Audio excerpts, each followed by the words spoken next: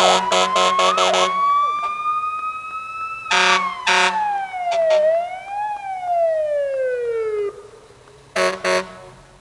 wanted to bring you this story today, and it's a very, very tragic case of a family of, how many it was? A family of five, actually. That's what it started out as. A family of five tragically ended up to a family of zero. So I'm going to start the story. And first, again, I wanted to remind you to hit the like, share, and subscribe button so you can get notification, as well as leave a comment about this video. So I want to start this case off with talking about Mr. Johnson. Eric Johnson was the father, and the reason it's very important to start with him because many times the man want to take that or want the leadership honor, but the leadership is part of the reason why a lot of the families are failing. Mr. Eric Johnson had a long felony criminal history and is obviously an individual that should not have been carrying a gun. That's what one report said. And some people may say, why are people bringing up the past? And that's in the past, but you bring up the past if you have a long history of being successful in a sports, you bring up that past. And we know just using psychology, you can bring up that past, and the past doesn't have to define you, but when it does define you, we cannot ignore it. So he did have a long criminal history as reported. And number two, it's alleged that the Johnson children were reported to have witnessed abuse in the home. And that's alleged, but that's what the sister of the children's mother, Darlene Flores, had said. The children had witnessed a lot of abuse in the home, and it traumatized the children and Darlene Flores, the mother of the children. Thirdly, December of 2020, Eric Jr. was alleged to be jealous of another young man who had gotten a full ride scholarship to a university, and that young man was 18-year-old Serana Foster, who was planning on becoming a travel nurse. He was lured away by a Snap app communication and murdered by Eric Johnson, the son. And that happened in December of 2020. Okay, remember that. And so fast forward to August of 2022, the young girl, Ilya, I hope I'm pronouncing her name right. Let's see. Ilya was visiting, had visitation with the father, and there must have been a custody battle or some history because the 6-year-old was visiting her dad, or he had her custody at that time, and then the custody was supposed to come back to the mom, Darlene, in which the police was going to pick up the 6-year-old. So the father had barricaded himself in the apartment, and he then began shooting at the police, and they called the SWAT team out, but that resulted in the father, Eric Johnson, killing, I hope I'm pronouncing her name right, Ilya, and himself. They were found deceased, and that happened in August of 2022. Okay, so fast forward to January the 3rd, 2023. During this process, the police have discovered that Eric Jr. was the one who had killed the young man, Serano. And they were going to arrest him. And it was found that he murdered his mom, his brother, and then killed himself.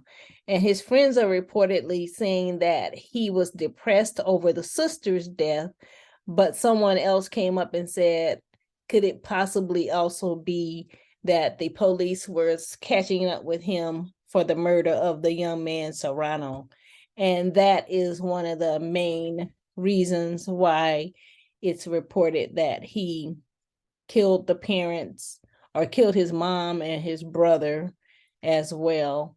And they were saying that he was depressed, but Serano Foster him being responsible for the death of Serano Foster is part of the reason they're saying that he took his own life and the life of his other family members.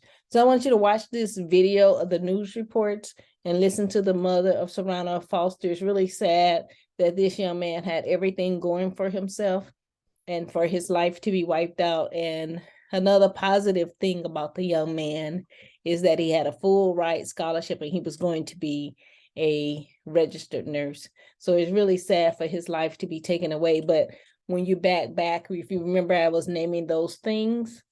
And the first thing was that the father, the head of the home, how his life was, and then he affected and infected the entire family. And I'm sure Darlene had probably she's reported to be a very nice young lady. And she probably put up with as much as she can. She had the children. She's probably trying to make everything work for the children and intact family. Looks like she had came from a very loving home herself, supportive home herself, but some people are just monsters and there's nothing that you can do. So please pray for the family on both sides, and definitely Serano Foster's family, because that's tragic for him to come in intersection with this. But this just goes to show you how one person, only takes one person to infect an entire family, and this must stop. So look at the videos, leave a comment, remember to like, share, and subscribe. And thank you so much for watching.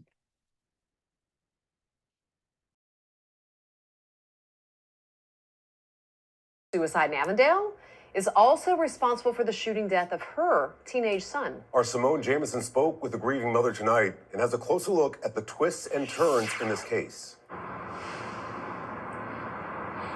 Yeah, good evening, you two. Cincinnati police tell us that 19-year-old Eric Johnson, who they say was behind the murder-suicide in Avondale on Friday, is also linked to the shooting death of 18-year-old Serano Foster in December of 2020. Serrano's mother told me today she believes that murder-suicide might not have ever happened if Johnson was arrested in her son's murder. You know, this is not justice for my son. It's closure for my family, yes, but look at how many lives are affected. It's sad, really. Tangi Hardy is the mother of 18-year-old Serano Foster Jr. The teenager, police say, was shot to death inside a car in Avondale in December of 2020. Police say 19-year-old Eric Johnson was responsible for Serrano's death and is behind Friday's double murder-suicide in Avondale. Police say Johnson shot and killed his 38-year-old mother, Darlene Flores, and his 16-year-old brother, Rodrigo Johnson, before taking his own life at this home on Canyon Drive. It's been really hard. It's been an emotional roller coaster. You know, I was extremely close to my son. We talked every day. She says the pill has been even harder to swallow after the murder-suicide involving Johnson's family last August, where police say Eric Johnson Sr., the father of the 19-year-old murder suspect, killed his 6-year-old daughter, Isla Johnson, before taking his own life. To hear that his whole family was annihilated in less than a year is devastating, and it's heartbreaking. Because had they arrested him, I feel like a lot of lives would have been spared. Hardy tells us her son had plans to go to college and become a travel nurse.